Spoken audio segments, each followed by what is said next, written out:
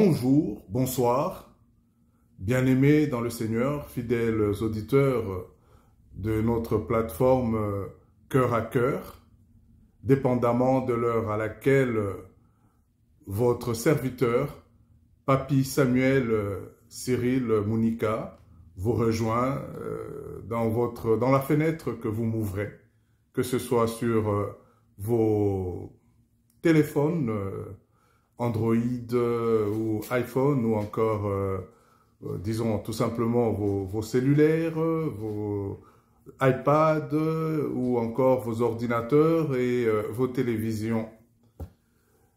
Alors, nous cheminons dans notre série « Administrer en bon père de famille » et toujours avec notre thème « Un père, un repère ». Nous allons vous parler cette fois-ci du patriarche Abraham. Eh bien, aujourd'hui, nous allons nous référer à Abraham, notre patriarche, appelé aussi le Père dans la foi. Et le thème de notre émission d'aujourd'hui, ça sera un regard sur les traces d'Abraham en tant que père de famille, en tant que chef d'entreprise ou encore en tant que gouvernant, dirigeant politique. Que Dieu vous bénisse. Le patriarche Abraham, dans la parole des dieux, nous donne plusieurs enseignements, nous donne des modèles et il est consacré comme étant notre Père dans la foi. Alors, aujourd'hui, dans notre vie moderne, en quoi tout ce que nous allons tirer de la marche de notre patriarche Abraham devant son Dieu, en quoi son modèle est pertinent dans notre société d'aujourd'hui? Sur quel fondement pouvons-nous nous baser pour suivre le pas ou marcher sur les traces concrètes que nous a laissées Abraham et des traces que je dirais indélébiles? Sur trois axes, les axes de notre vie de tous les jours, dans nos familles, dans notre travail, disons, dans nos entreprises et dans la gestion gouvernementale, prenons. Eh bien, de nos jours, dans la vie moderne, les hommes et les leaders, parce que hommes ici inclut aussi les femmes, par économie de vocabulaire, nous allons avoir la tendance de parler des hommes. Qu'à cela en tienne, nous avons des femmes dont l'homme est inclus la femme. Dès le départ, quand Dieu a créé l'homme et la femme. Et cette femme assume autant de responsabilités que l'homme. Alors, nous disons, dans la vie moderne, les hommes et les leaders peuvent encore administrer leur famille, leurs entreprises ou leur pays en suivant l'exemple d'Abraham. En effet, Abraham est souvent vu comme un modèle de foi. Essentiellement, il est appelé notre patriarche, le père de la foi. Il est vu comme un modèle de leadership et de moralité. Et Abraham s'est distingué par ses qualités de fidélité, ses qualités d'obéissance, en mettant en pratique des principes supérieurs, des principes divins. Et aussi par son modèle de compassion. Et nos leaders d'aujourd'hui, en commençant par la cellule mère, le noyau familial que Dieu a établi au départ avec Adam et Ève, dans nos familles. En prenant le modèle d'Adam, nos leaders peuvent créer des environnements familiaux, des environnements familiaux solides et justes. Et c'est cela notre but. Nous voulons ramener nos repères à notre vie d'aujourd'hui. Et en suivant votre serviteur dans ses enseignements, nous voulons appliquer ce repère que nous retraçons, que nous suivons tout au long de la parole de Dieu, à le ramener à notre vie moderne. Et au niveau de la famille, si nous prenons l'exemple de fidélité, d'obéissance et de compassion d'Abraham, nous verrons que les leaders familiaux, nos parents à tous égards, hein, ça peut être dans la famille biologique, ça peut être dans la famille spirituelle, alors ceux qui sont à charge d'encadrer les autres, la responsabilité, d'assumer cette responsabilité familiale, peuvent très bien s'inspirer de ce que nous avons vu papa Abraham faire. Et aujourd'hui, votre serviteur vient d'abord avec une introduction à Abraham. Dans les émissions qui suivront, nous allons aller point par point. Comment Abraham nous sert de modèle du point de vue familial. Nous allons aussi voir comment Abraham nous sert de modèle dans le contexte des entreprises. Voyez-vous, bien-aimés dans le Seigneur, fidèles auditeurs sur notre plateforme de cœur à cœur, les leaders dans un contexte entrepreneurial peuvent tirer des leçons de l'intégrité, de l'éthique de travail. Abraham a toujours agi avec honnêteté et a respecté ses engagements, même dans les situations difficiles. Aujourd'hui, les leaders qui adoptent ces principes d'intégrité et d'éthique dans les affaires peuvent non seulement bâtir des entreprises prospères, mais aussi gagner en estime la confiance et la loyauté de leurs employés, et même vis-à-vis des partenaires, parce que ces principes divins sont immuables. C'est des principes qui sont appréciés et des principes que tout le monde attend voir dans les affaires. Nous irons dans plus de détails à cet effet quand nous verrons Abraham se procurer une terre en donnant la contrepartie en argent, en refusant de prendre cette terre en cadeau, mais en reconnaissant la valeur de la terre et en y accordant le prix qu'il faut payer.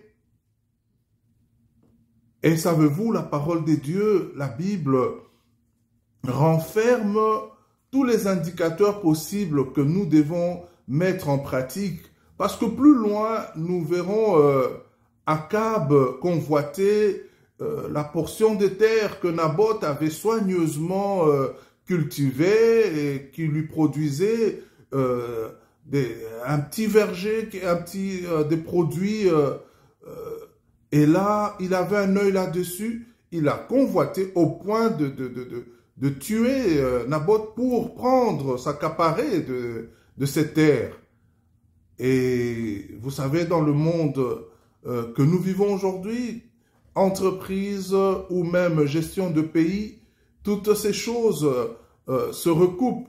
Mais nous pensons fermement que le modèle de l'intégrité biblique reste le modèle par excellence. Et là-dedans, nous avons des repères.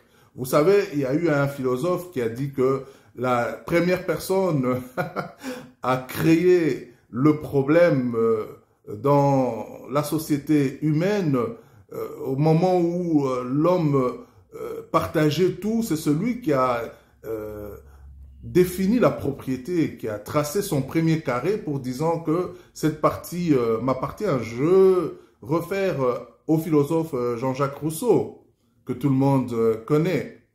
Ben voilà, nous avons pourtant un livre saint, nous avons la Bible qui nous sert de repère.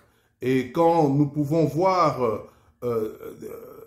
des personnages, des pères de famille qui nous servent de repères comme Abraham dans les affaires, c'est un modèle d'intégrité et de sagesse, de moralité et d'éthique. Aujourd'hui, dans le monde des affaires, nous sommes en phase à des sérieux problèmes d'éthique, alors que nous avons des modèles auxquels nous pouvons nous référer. Et si nous voulons regarder Abraham au point de vue national, nous pouvons nous inspirer d'Abraham. N'attendons pas que quand nous allons dans nos sermons du dimanche pour suivre des prédications, mais nous pouvons utiliser le livre saint pour y apprendre aussi comment administrer en bon père de famille, même au niveau politique. Les dirigeants politiques peuvent aussi s'inspirer d'Abraham en faisant preuve de justice et de compassion. Abraham a intercédé. Aujourd'hui, la solidarité internationale est fondée sur des principes de compassion, quelque chose qui est de l'essence même de l'homme. Il y a cette sémence divine dans le subconscient et même dans la conscience de l'homme. Alors, nos dirigeants peuvent faire preuve de justice et de compassion. Nous voyons un Abraham qui intercède auprès de Dieu pour les habitants de Sodome et de Gomorrhe. Intercéder, c'est prendre la place des autres. C'est se mettre dans les chaussures des autres. Et parler auprès du maître des temps et des circonstances. C'est lui qui va au-delà de nos capacités. C'est de recourir à cette ressource illimitée qu'est notre Dieu. Alors, Abraham montre un souci pour le bien-être de tous. Voilà. Politiquement parlant, nous définissons l'intérêt général. Mais nous voyons un papa Abraham qui montre l'intérêt et le souci pour le bien-être de tous, que tous soient sauvés. Même de ceux qui étaient en faute. La justice, la compassion. Voilà des valeurs immuables, des valeurs qui ne changent pas, qui ont été établies par des principes divins, bien écrits dans la parole de Dieu, bien mentionnés dans la parole de Dieu. Il ne nous reste plus qu'à nous référer à tous ces principes et pouvoir les mettre en pratique. Je me souviens, quand j'étais jeune, ma mère me disait, écoute, tu devrais lire la Bible. Et j'avais pour punition, quand j'en faisais de ces tours, d'écrire les 10 commandements 10 fois, si je me souviens. Et même en me conseillant, mes parents me faisaient voir que toute la sagesse est mentionnée dans la parole de Dieu. Et quand j'évoluerai dans le séculier, en devenant un avocat, une fois je vais visiter, j'ai souvent parlé de ça et je n'oublie pas, j'ai été visiter un oncle maternel qui sera très fier de moi et puis il me dira, papy, tu accèdes à une fonction importante, mais je te conseille, moi je viens d'être converti, né de nouveau, je vais prier dans une église, je suis fier de toi, mais je dois te donner un conseil, et étant devenu avocat, je pense que pour moi, va tirer ta sagesse dans le livre des juges. Va lire le livre des juges correctement. Voilà tout ce que moi je peux. Et de nos jours, cet oncle, Dieu l'a rappelé, mais j'ai gardé j'ai gardé comme un héritage cette parole de l'oncle Joseph. Voilà. Donc, au niveau des dirigeants politiques, nous voyons le modèle d'Abraham qui montre un souci pour le bien-être de tout le monde, de tous ceux qui étaient, même ceux qui étaient en faute. Il se passait des choses à Sodome et Gomorrhe. Nous allons voir cela plus en détail. Aujourd'hui, comme je l'ai si bien mentionné, bien-aimés dans le Seigneur, et vous autres, tous les fidèles auditeurs de la plateforme Cœur à Cœur, aujourd'hui, c'était une introduction au repère de notre patriarche Abraham dans la Bible. Alors, nos dirigeants politiques peuvent aussi prendre des décisions politiques qui visent le bien commun. C'est une charge pour assumer la gestion de ce que nous avons en commun, donc l'intérêt général. Alors, nos dirigeants devraient, n'est-ce pas, promouvoir la justice sociale et en aidant les plus vulnérables de la société. Eh bien, pour conclure sur ce point qui concerne les dirigeants politiques, eh bien, en combinant la foi, l'éthique, la compassion, les leaders peuvent administrer parfaitement leurs responsabilités de manière efficace et humaine en suivant les pas de papa Abraham. La Bible, comme l'Éternel notre Dieu l'a si bien conseillé à Josué, eh bien, tout est dedans. Que ce livre de la loi ne s'éloigne pas de ta bouche. Plus loin, nous verrons dans la parole de Dieu qui nous est demandé de mentionner les préceptes, les principes de notre Dieu dans nos mains, sur nos faces. Partout, nous pouvons les mentionner. Tout cela pour dire que tous ces principes divins contenus dans la parole de Dieu sont d'actualité aujourd'hui pour nos familles, pour nos entreprises et même pour nos dirigeants politiques, administrés en bon père de famille, un père, un repère. Alors, continuez à suivre votre serviteur. Nous avons introduit Abraham et nous allons nous pencher sur des passages de la parole de Dieu qui illustrent tout ce que nous avons tenu à vous introduire aujourd'hui. Soyez richement bénis et gardez l'écoute. Suivez-nous attentivement. Je pense que c'est un temps spécial. Un repère sur notre plateforme de Cœur à Cœur. Et n'oubliez pas de nous envoyer de j'aime parce que cela nous encourage. Ça nous montre que vous appréciez ce que nous faisons. Et partagez, diffusez sans modération. Le but est celui-là. Notre Dieu nous a mis sur les épaules cette mission de repérer, de faire un travail de fourmi dans la parole de Dieu pour l'appliquer au contexte actuel. Est-ce que nous pouvons gérer nos familles sur le modèle de Papa Abraham? Vous verrez même que au niveau de la relation avec nos épouses, pour ceux qui sont mariés, au niveau conjugal, il y a de très belles leçons à tirer. Pour ceux qui s'apprêtent à se marier, pour les fiancés, il y a aussi des belles leçons à retenir.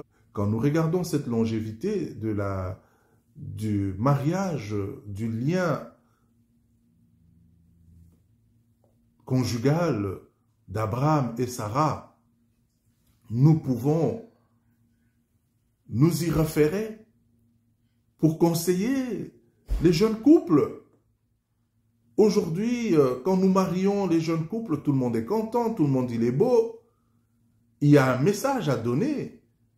Et le message, c'est de se dire qu'ils ont pris un chemin de sens unique.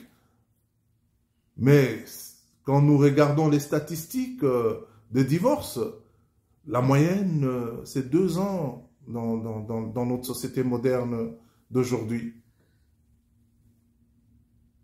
Pourquoi ce phénomène? Est-ce que nous n'avons pas assez conseillé? Est-ce que nous n'avons pas de repères?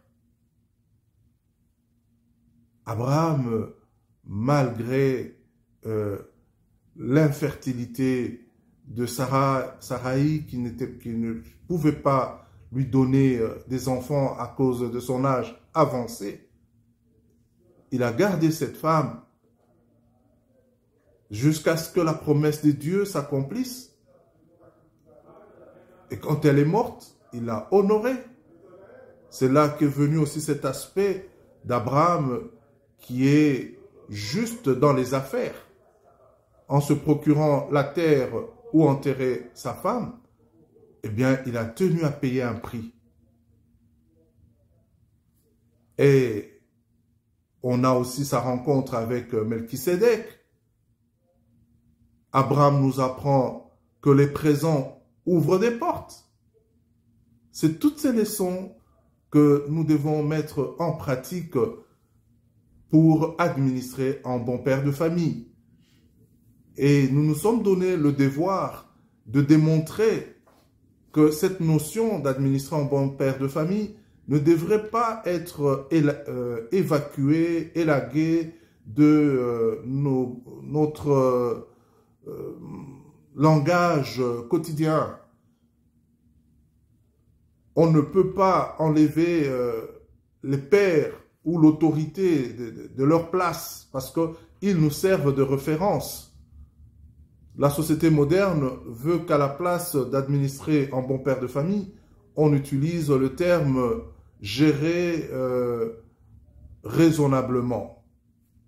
Tout ça parce que la société moderne est en phase d'une crise d'autorité. On n'a plus de repères, mais ça nous rattrape à tous les niveaux.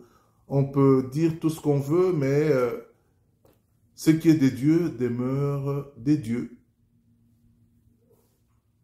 Voilà, suivez-moi dans le cheminement.